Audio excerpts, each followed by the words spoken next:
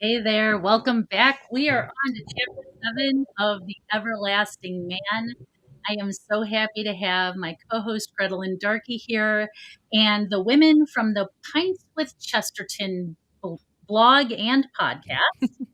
We have Grace Krause and Marie Bates. I love listening to these ladies. They have a phenomenal podcast.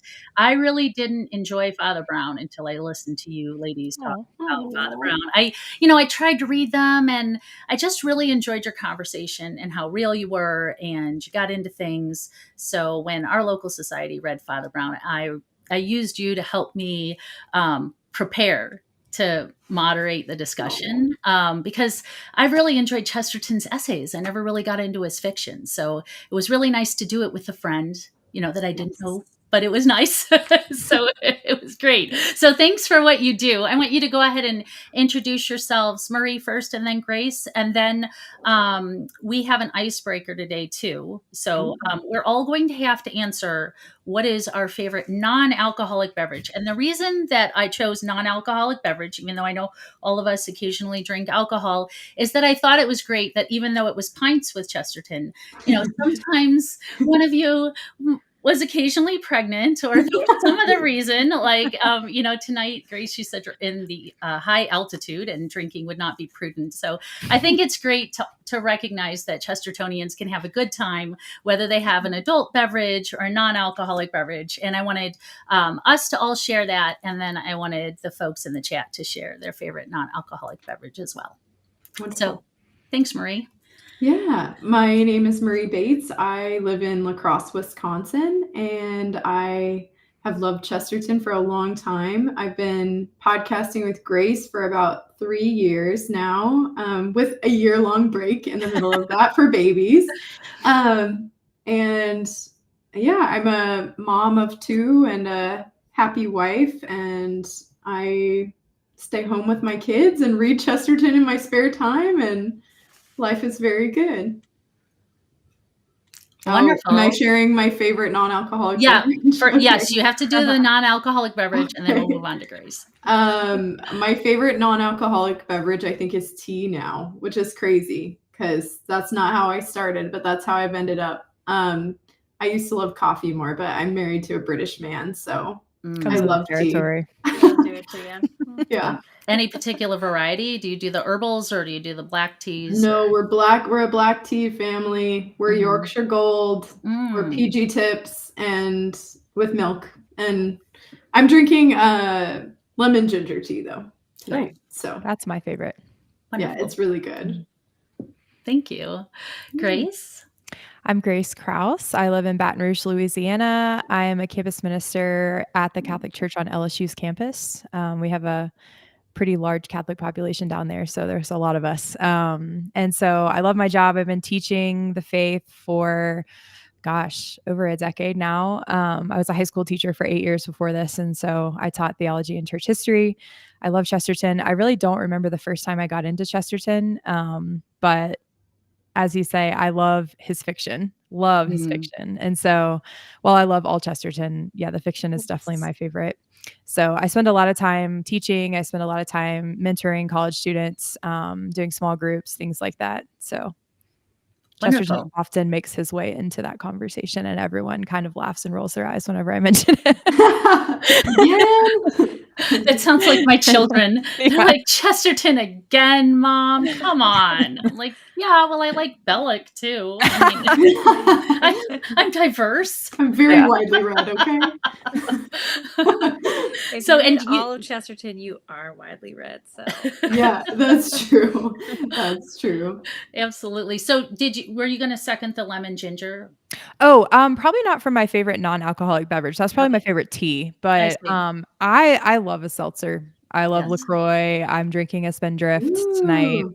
I didn't know that, Grace. Any That's of those. Nice. Yeah, I do. And it's sort of like one of those things that makes me feel like I'm having a treat, but it's really not bad. So I'm just like, I'll drink like an insane amount of them. And then I'm like, okay, this is probably not good either.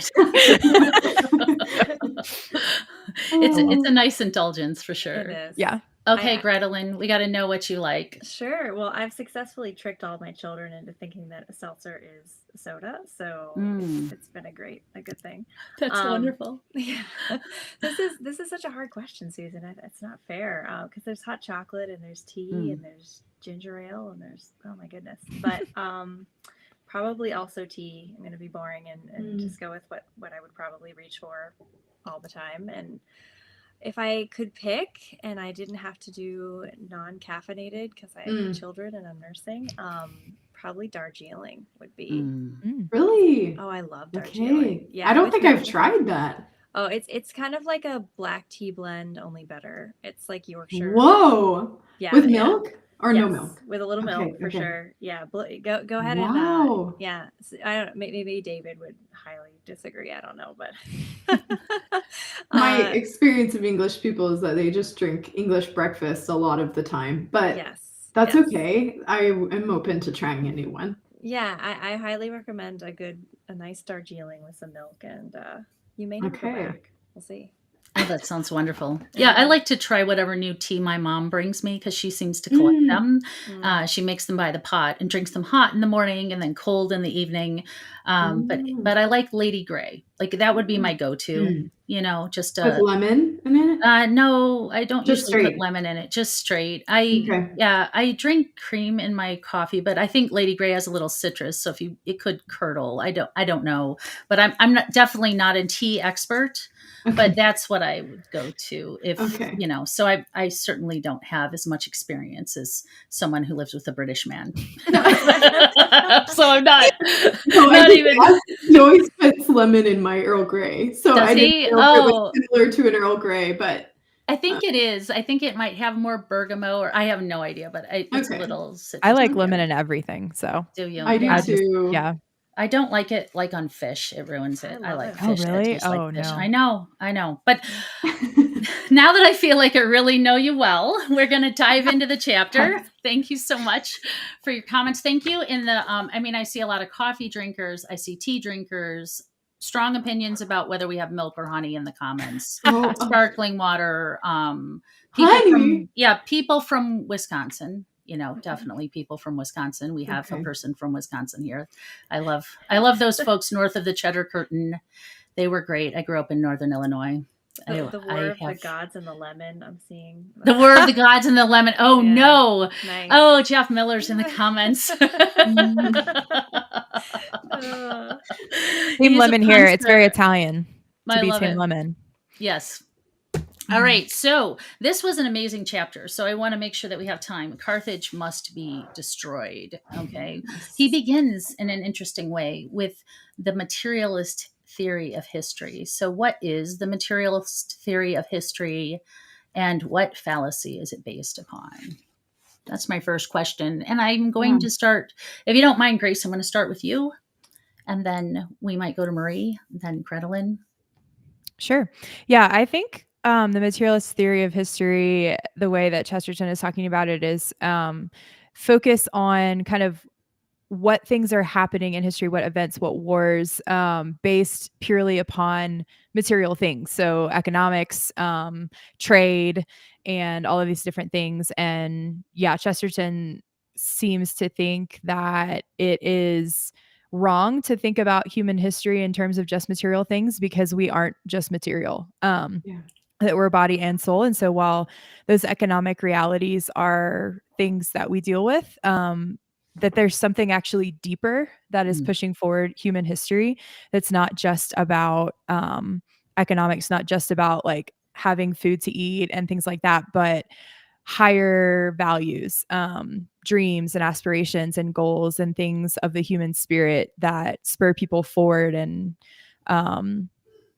honestly enter the element of surprise into history, because he mentions things with like the history of goats or the history of cows like would not be that interesting because it is purely like materialist history. But with human beings, we can throw curveballs and we can do things that nobody expects because we have a soul that goes beyond just like what we need on the surface. So yeah, Wow, Wonderful. Grace. Yeah, you got to Yeah, follow up after that. yeah. Good luck.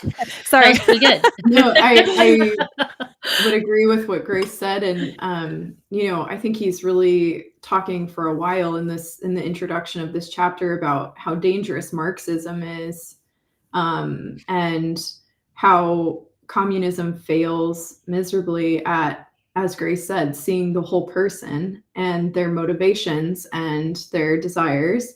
And he specifically talks about how just because we need food to live doesn't mean that we're living for food. Just because we have two legs doesn't mean, he always likes bringing up two legs. 2 legs, yeah.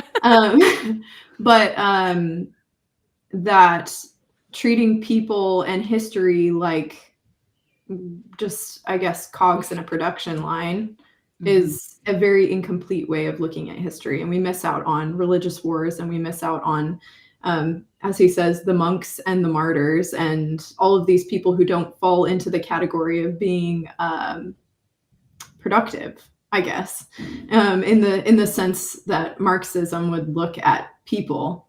Yeah. Yes. Gretelin, what do you have to add to that? Yeah, just I love how he points out that man's motives can be mysterious. So he talks about the suicide and how, the suicide has no economic motives, clearly. Similarly, like you said, Marie, the monk, but just this idea that, I mean, before I think it was the First World War, there was a common misconception that the world would never go to war because the economics were just too good and no one would want to wreck that. But there are people who do things for reasons that are not economic. So just pointing out that motivations are so much more complicated than that. And it's just too simple and too sort of neat of a theory. It doesn't really work. Yeah.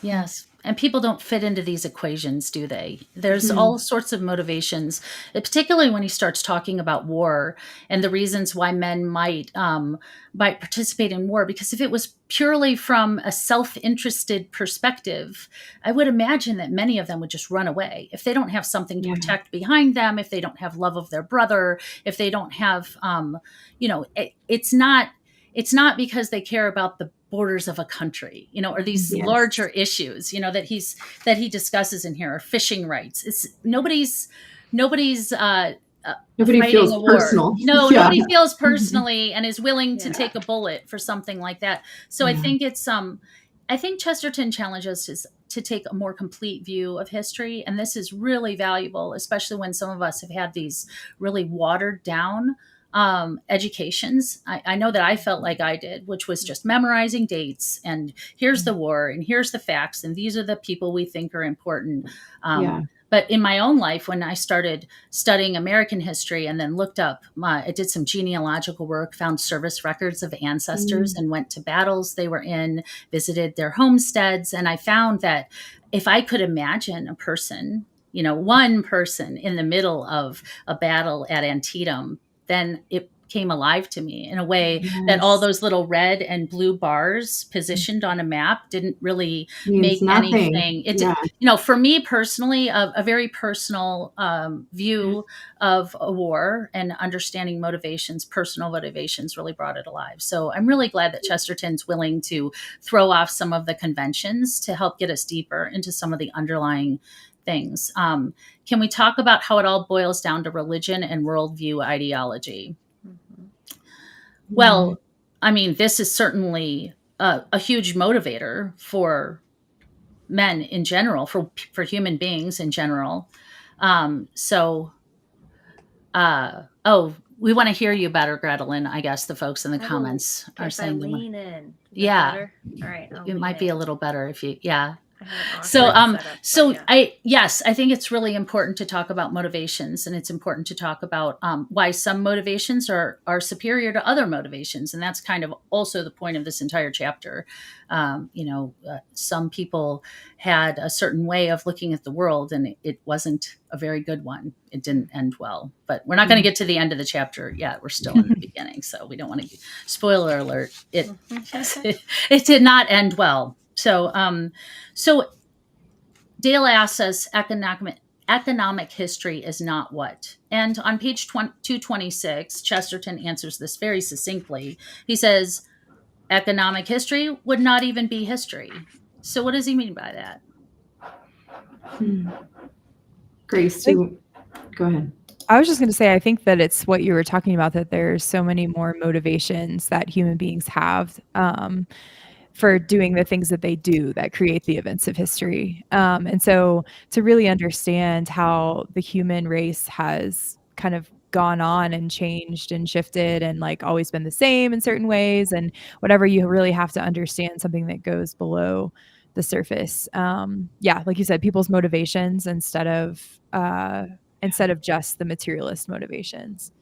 So Grace and I were actually digging into this just a couple nights ago too, because we just recorded this chapter for our podcast, and we were talking about this quote where he says, if you neglect the subjective side of history or the inside of history, there will always be certain limitation. And then he goes on to say that fiction would be truer than fact, and there would be more reality in a novel. Yes, even in a historical novel.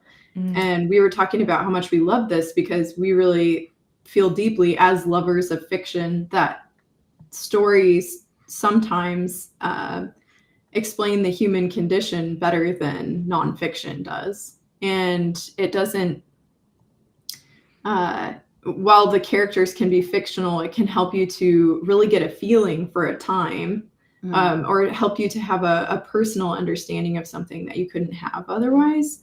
And you know, like he says, we can't ignore the inside of history, that subjective side of history. I think that might be why so many historical fiction shows are maybe more popular than straight documentaries about historical things, because people can like relate to the characters and feel what they're feeling and really kind of get into the atmosphere of like why something happened. You can feel more of the, as Chesterton talks about, hatred of like, here's my worldview and this other person is coming in and trying to impose their worldview. And so now I'm going to fight against that. You can really feel that more when you see the story played out on a human level and not just the like, oh, the government is making this decision or that decision. Yeah, because that's only one part of the story. And right. I think the fiction really forces you to engage your imagination, which I think was part of what I was describing when I'm talking about a visit to a battlefield, engaging my imagination. You know, I have no idea what the men who fought there really thought, but I can imagine. And then I can really bring myself to it. And then there's sort of an interplay there in a way that memorizing a date doesn't really give me that type of connection to history. And of course we have a lot to learn from history, as I'm reminded while I'm reading this chapter, how so much of what I read felt like a reflection of today's society in almost a terrifying way. And so it's really good to have it explained in this more encompassing fashion, I think, so that we can, you know, maybe start to draw some lessons. What did you think, Gretel? And I want to give you a chance to say something about this. Sure. Yeah. Well, I mean, great comments all around. But I think it's just great too how Chesterton is still pulling on that thread all through of the fact that we are different than the animals, right? So he talks about the cows and how the cows do not have a very interesting history of them in 12 volumes. But how human history is completely different, because a cow, you can say, is motivated by economic motives, right? It moves from one pasture to another because all it's really thinking about all the time is food in one of its many stomachs. But human beings are motivated differently. And again, he's sort of drawing that difference, even all the way almost at the beginning or at the end of this section of the book. The whole theme of this section is human beings are not the same as animals, right? I don't know about y'all, but I really want to read The Golden Deeds of Gallant Goats. Yes, I was just going to say that. I absolutely do.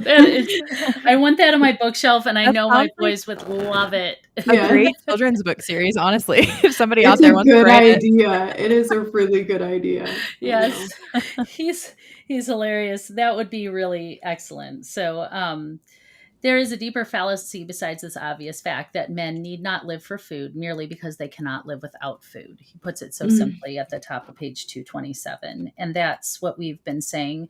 And, you know, I want to point out too, and it was pointed out in the comments, that this isn't just a condemnation of Marxism. Unfettered capitalism, industrialism. He saw the damage that it was doing to his society.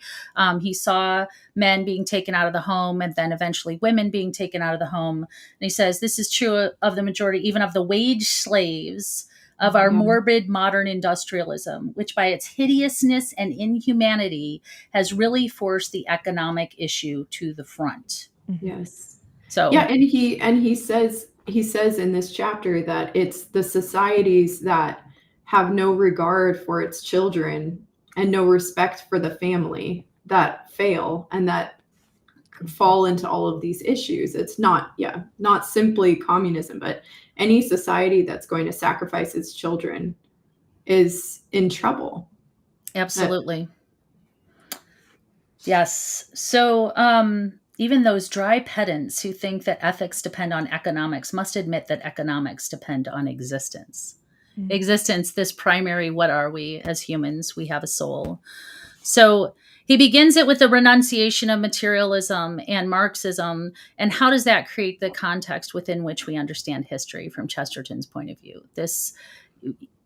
I think we've sort of summed it up when we've talked about how it has to be more than economics, and it has to be from this more personal perspective, and it has to be more of a psychological thing. Would you agree with that? Yeah.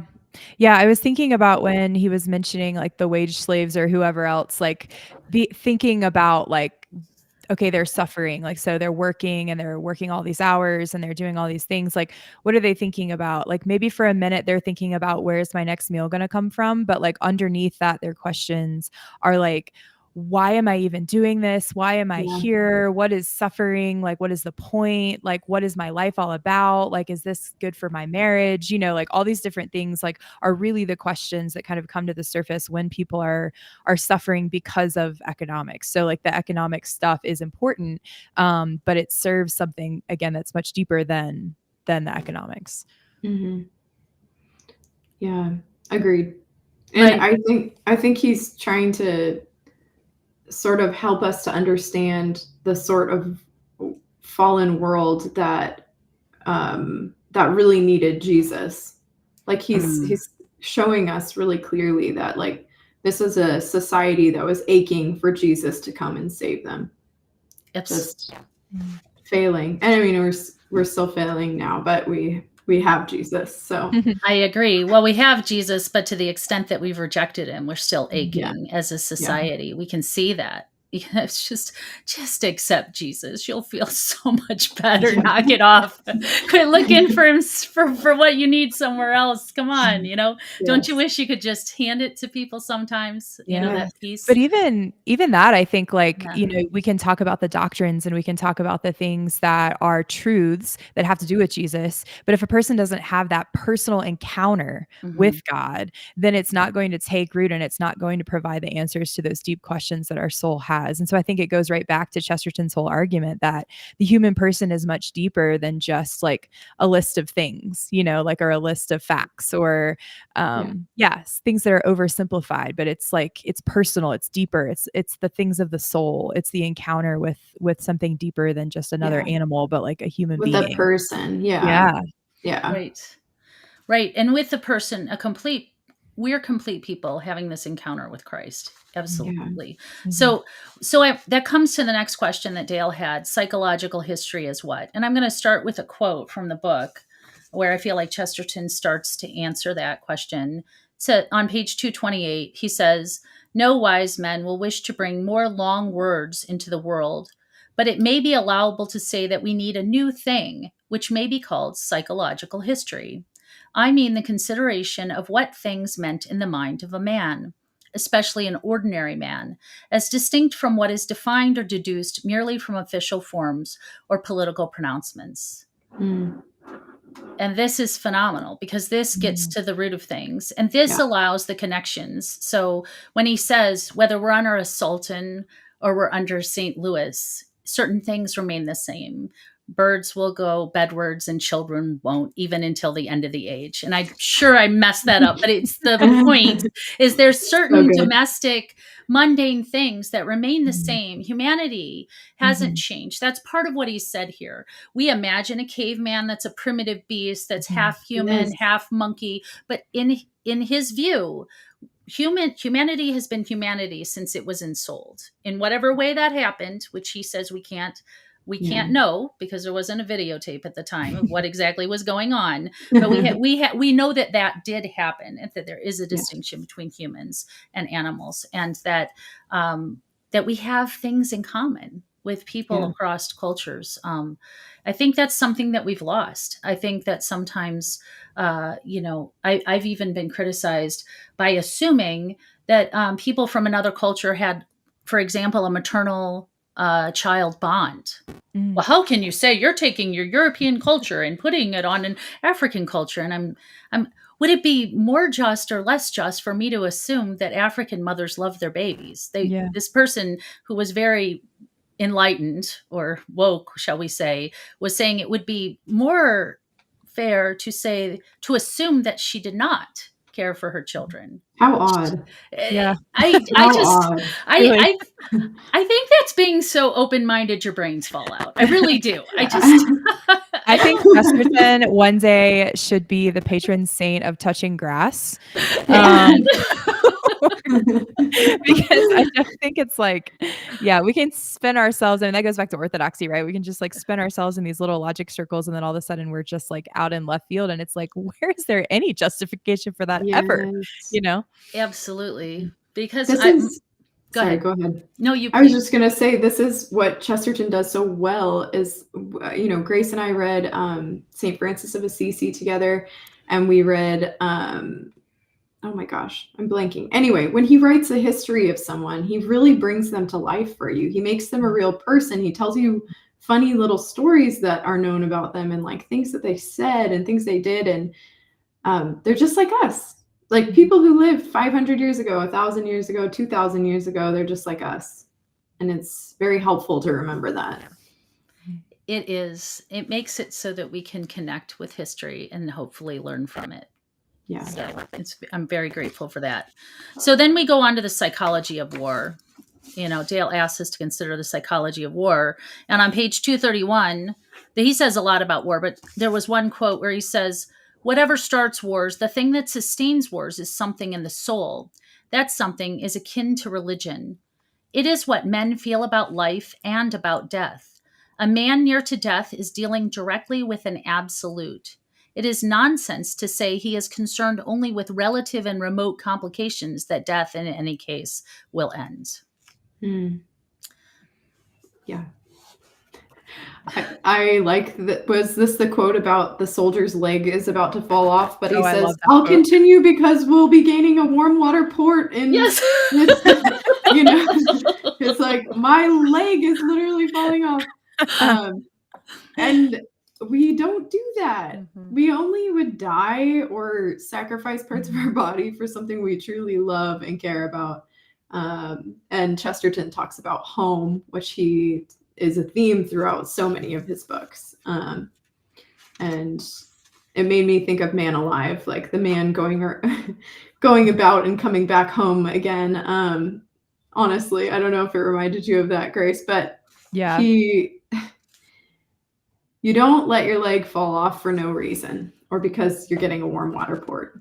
Yeah, it's something much deeper. And like he's talking about, I think this worldview, and that's where it becomes religious, because it's like everyone, whether you are practicing like a very obvious religion or not, everybody has these religious reasons for fighting. And that's like the love and the hatred. That's like, okay, what is the way that I see that the world should be? And if this person is coming against that, all the things that I hold dear, all the things that I believe are the most important things in life, and they're like the antithesis of that, like that is motivating to lose my leg, because I want to die for the thing that I believe is the meaning of life. And so whether you think that is Marxism or you think that that is the Christian faith, it's like, or you think that that's some other ideology, like that's more motivating to say like, this is the worldview. It's not just, the economic things like the warm water port in the Gulf of Finland, which Right. is there a warm water port in the Gulf of Finland? Like that sounds very Maybe cold. there's one that's warmer than the others. Yeah, maybe. That's my guess. I think they're The probably all best pretty one to cold. land at. I would Yeah. think. I would think. But I wanted to also bring in a quote that was mentioned in the comments, and I think part of the religion, even for the pagan, might be those gods of the hearth, the home, the domestic sphere. So even if you don't have a professed religion, it might be the people behind you. And so we all know this quote. It was from the Illustrated London News in 1911. He says, "A real soldier does not fight because he has something that he hates in front of him. He fights because he has something that he loves behind his back." Yeah. Oh, And so good. it is so good. And it really helps us to understand a soldier not as some caricature of a war hungry, bloodthirsty villain, because I know the soldiers that are in my life aren't like that at all. You know, they're people who care about their family and care about their country and have, you know, volunteered heroically to protect them. And so I think that's a really important perspective. And of course, his brother served in World War I.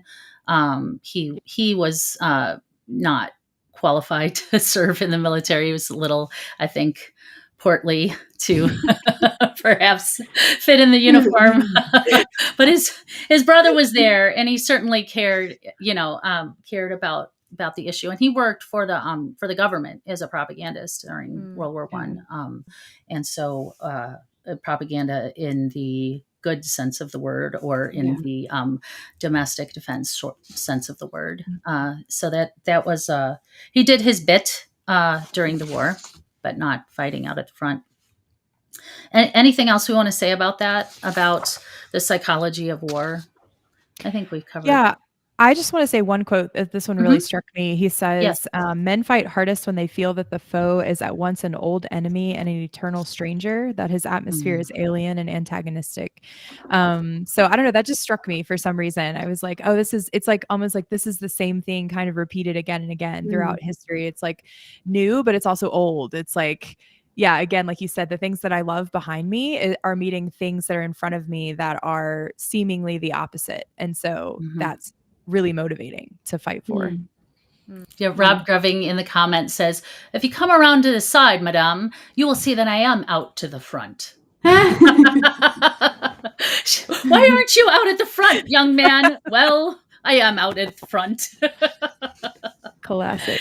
Always self-effacing humor with GK. I love it. So we go on in the chapter to talk about the difference between the Greeks and the Romans, and he zeroes in on the difference between Greek and Roman mythology. I've got a quote from page 233, but I want to get deeper after I share the quote. He said, "It would seem sometimes as if the Greek polytheism branched and blossomed upwards like the boughs of a tree, while the Italian polytheism ramified downwards like the root. Perhaps it would be truer to say that the former branches lifted themselves lightly, bearing flowers, while the latter hung down, being heavy with fruit. I mean that the Latins seemed to multiply gods to bring them nearer to men, while the Greek gods rose and radiated outwards into the morning sky." So first of all, do you agree with that? Second of all, do you think that really... Yeah. Grace, do you want me to say my comments? I don't know if I know enough, honestly, to agree with it or not. But Marie came up with we had a beautiful conversation about this the other night, kind of unexpectedly. And Marie had a great observation about church architecture of all things. So yeah. So I also don't Wonderful. know if I know enough, but this reminded me of the difference between Roman church architecture and Byzantine church architecture. In Roman churches, the ceilings are incredibly tall. There's, very high domes and spires, and everything in the church, including the altar, is meant to draw your eyes upwards toward heaven, right? Which is why a lot of the churches in Rome actually have art depicted on the ceilings, and you're drawn up. And Byzantine churches can also have iconography on the ceiling as well. But in Byzantine churches, the idea, the theology is that God came down incarnationally, and so we're really drawing Christ down into our churches, into us.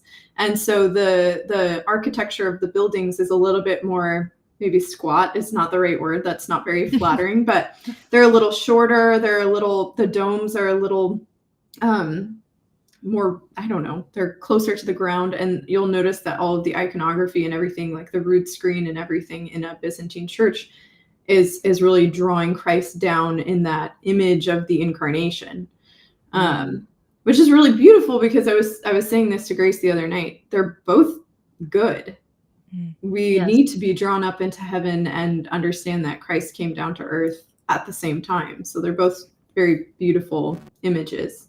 Yeah, I think they're kind of two sides of the same coin, drawing us upward and drawing God downward. Like it just, both happening at the same time, the transcendence of God and the eminence of God, holding those two things together in tension. And so I did find it fascinating, though, as Marie was describing the churches, that the church architecture is actually the opposite of what the Greek and the Roman description that Chesterton gives is. The Romans reaching upwards and the Greeks reaching downwards. So like the fruit hanging downwards versus the flowers going upwards. It's like the opposite in a way. And I felt that was really interesting. But there's something there, I think.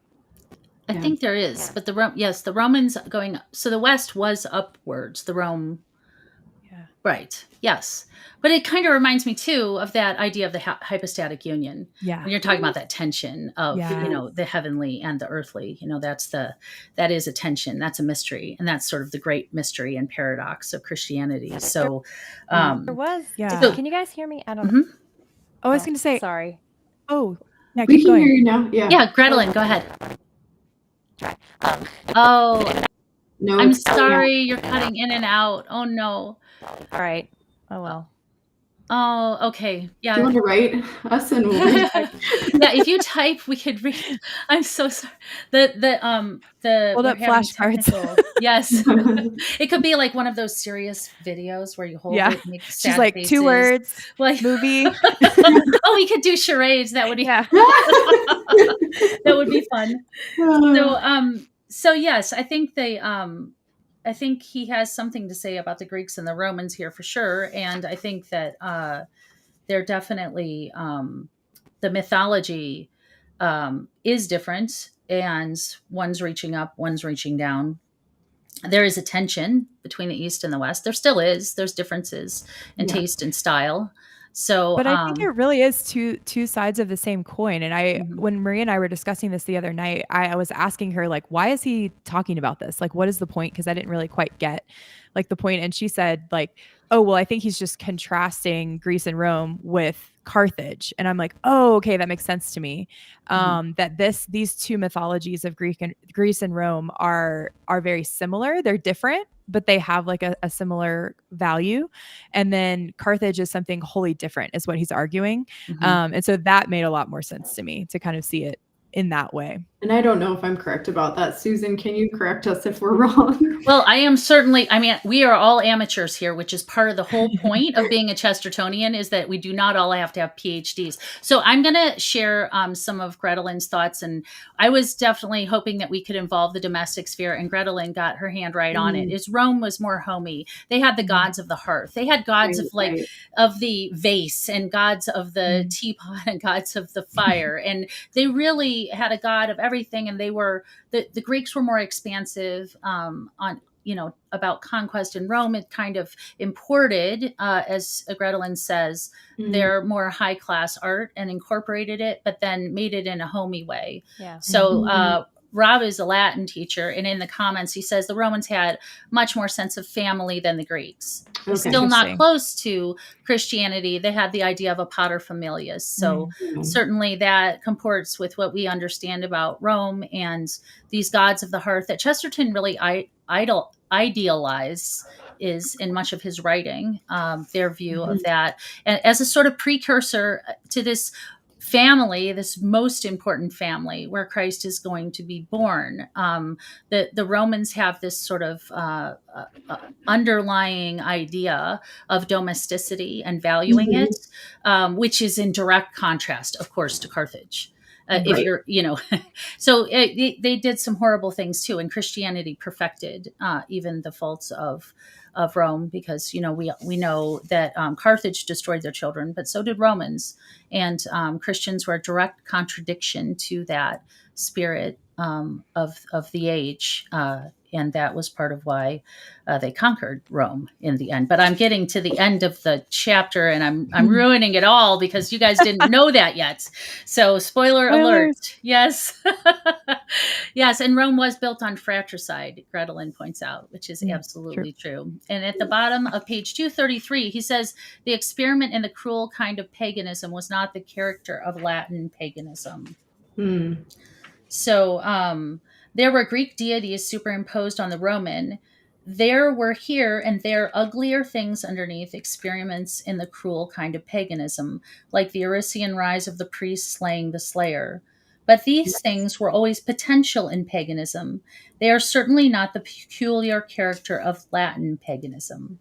The peculiarity of that may be roughly covered by saying that if mythology personified the forces of nature, this mythology personified nature as transformed by the forces of men. It was the god of the corn and not of the grass, of the cattle and not of the wild things of the forest. In short, the cult was literally a culture, as when we speak of it as agriculture. This idea of man and its interaction with things and how that transforms things. So the Latins had a very personal view of things and a domestic view and a domesticated view. Something very different. So what was the threat of Carthage to Rome? We're on page 240 here. I'm going to just read the quote and then we can start the conversation. It would seem sometimes as if, I'm sorry, it was no mere military defeat. It was certainly no mere mercantile rivalry that filled the Roman imagination with such hideous omens of nature herself becoming unnatural. It was Moloch upon the mountain of the Latins, looking with its appalling face across the plain. It was Baal who trampled the vineyards with his feet of stone. It was the voice of Tanit the invisible, behind her trailing veils, whispering of the love that is more horrible than hate. So what's going on with Carthage? A different type of god that I think Chesterton is arguing is a demon. I think he would say that not all the gods of Greek and Roman mythology would be considered demonic, but this type of god was. And you could see that by its fruits. What was happening in Carthage, namely child sacrifice. That's like the big thing. And so he's like, okay, this isn't just this kind of like fun, earthy, mythological, mystical thing. This is like, this is real and this is very dark.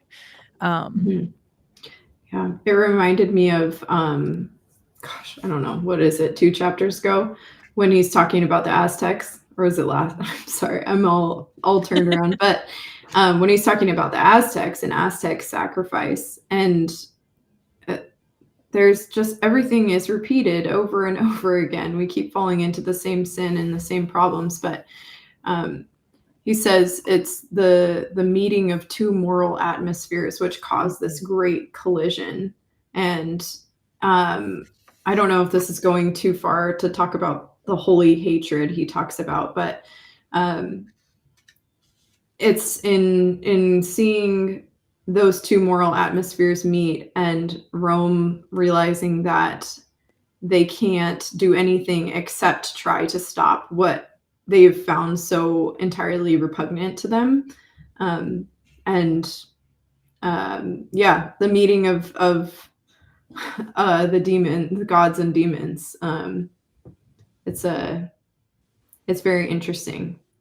I also thought, though, too, no matter what sort of society you have, whether it's the gods of the hearth or, these demonic creatures like Moloch or Tanit, if God doesn't ever enter into the picture, it always descends into chaos and into sin.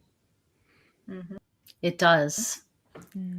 It does. And then as I'm reflecting on this and I'm thinking, with shock and horror about the Old Testament passages referring to Moloch and Baal and what was going on in Carthage at the time, and this idea of Tanit.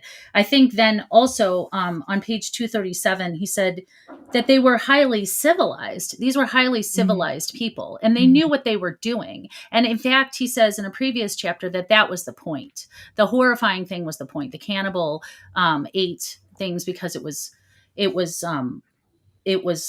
that was precisely the point, because it was unnatural and terrible. And on the bottom of page 237, he says these highly civilized people really met together to invoke the blessing of heaven on their empire by throwing hundreds of their infants into a large furnace. We can only realize the combination by imagining a number of Manchester merchants with chimney pot hats and mutton chop whiskers going to church every Sunday at 11 o'clock to see a baby roasted alive. And that sounds horrifying, but if we think about the way that some of our buttoned up politicians talk about things like abortion and how it's such a great thing and they're going to fight for it all the way through an entire pregnancy, I just can't. How can we talk about this child sacrifice? Oh, and we would think we're highly civilized as well. Right. We think Wouldn't we? Yeah. We would. In fact, we do. This is the pinnacle of, for some people. Are we any different? No, we're not, Gretelin, because we're doing exactly the same thing. So I want to point, Stacy had something great to say here too. So I want to just share this with everybody. Can any man in his senses compare the great wooden doll whom the children expected to eat a little bit of the dinner with the great idol who would have been expected to eat the children? Just sobering, this entire chapter, and throughout in this entire first part of the book, we do get that idea that Christianity is going to be different because it's going to value human life in a way that no culture or civilization ever has, in a way that only that incarnation could bring true to us. Because when God came down to become man, he elevated man, and we then could see the value through this extraordinary act, this extraordinary man in the ordinary man, which is our own children. That little babe in the cave. Again, spoiler alert, he's coming very soon. Yeah. So I think that just this idea of like anything that's based on destruction is going to destroy itself, and just this emphasis on an inhumanity.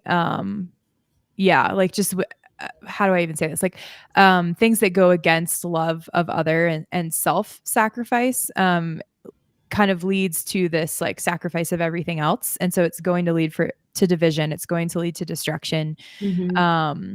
And Chesterton, I think part of his own personal conversion is this recognition that the ground of all existence is actually life and light and love, and not hatred and death and destruction. And so if that is the case, then there's kind of a hopeful, I don't know, it gives me hope to think about human history progressing and not progressing in the modern sense, I guess, of the term, but progressing in the sense that like as history goes on, there are these horrible things that happen when we reject the God of life and love, but ultimately those things destroy themselves. And so I think I don't know, that gives me some kind of hope to think of it that way. And I think that plays out in this chapter when he talks about Carthage. Yeah. Right. So what is the War of the Gods and the Demons? That's the title of the chapter. I've got again a quote. He says, "The burning of the Italian cornfields, the ruin of the Italian vines were something more than actual. They were allegorical. More than actual, they were allegorical." How great is that? I mean, I'm just going to say an aside there, because we're like, oh, the material world, things you can observe. But sometimes truth is the story. It is the allegory, right? That's more true than things that you can even observe with your own eyes. They were the destruction of domestic and fruitful things, the withering of what was human before that inhumanity that is far beyond the human thing called cruelty. The household gods bowed low in darkness under their lowly roofs. And above them went the demons upon a wind from beyond all walls, blowing the trumpet of the tramontane. The door of the Alps was broken down, and in no vulgar but a very solemn sense, it was hell let loose. The war of the gods and demons seemed already to have ended, and the gods were dead. That's what I was kind of trying to say before, is that I think paganism couldn't end there. It's like it was incomplete in its own way, and it was overcome by darkness in a sense, which is why such a greater light was needed to bring things to right in the world. It was. What happens when we reject that light? So who defeated Carthage, and does this give us hope in our own times? I think that's what I was kind of getting at. Carthage defeated Carthage is what Right. Chesterton says. And I think that, that does give me hope in our own times, because, and I was talking to Maria about this the other night when we were recording, that in our own culture, there is this sense of apathy because there's a lack of meaning. And Chesterton talks about how ultimately the people who were fighting on the side of Carthage kind of lost steam. They were kind of like, okay, like we've won, we're like chill, we're just gonna like do our thing. But then the Italians kept fighting, the Romans kept fighting, and it was like, well, wait a minute, like where's this coming from? But it was because they had this deeper sense of meaning and this deeper sense of purpose, but it overcame the kind of self-destructive apathy of Carthage. And I see that so much in our society today, and it actually gives me hope, because when you follow these things that people are pushing, like you said, like in politics and all of these ideologies, like it ends in despair, it ends in apathy, it ends in things that really dampen the human spirit and don't make it come alive.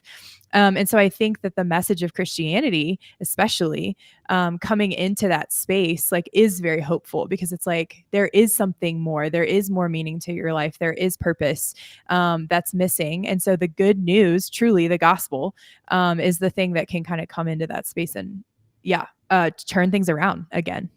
Yeah. Yeah, Gretelin asks, is it a little scary that we might be Carthage, and how do we fix that?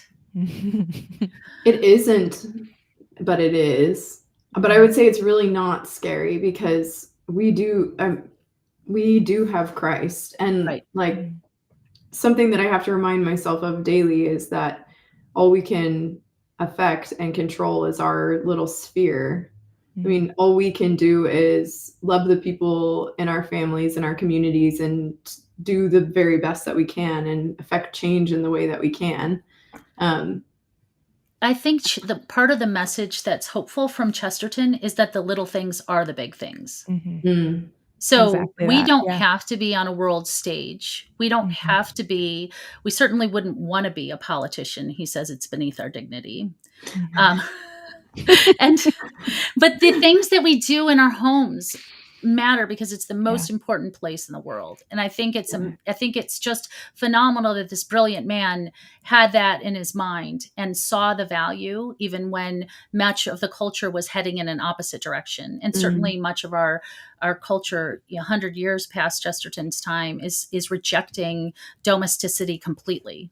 So yeah, I think it's just holding on to, like you said, the things that are closest to us, and to be actually present in the places and the things and the people that are closest to us. And I think that's something that our culture, even just forget like politics for a minute, but just like in terms of like media and how we're so consumed by media all the time, and we can get distracted, and we can kind of live in like cyberspace in our minds and like not actually encounter our families and encounter the people in our communities. And so I think that can lead to a sort of restlessness and a despair, even because we feel so disconnected. So again, patron saint of touch grass, like get into the places that you exist and like really truly exist there.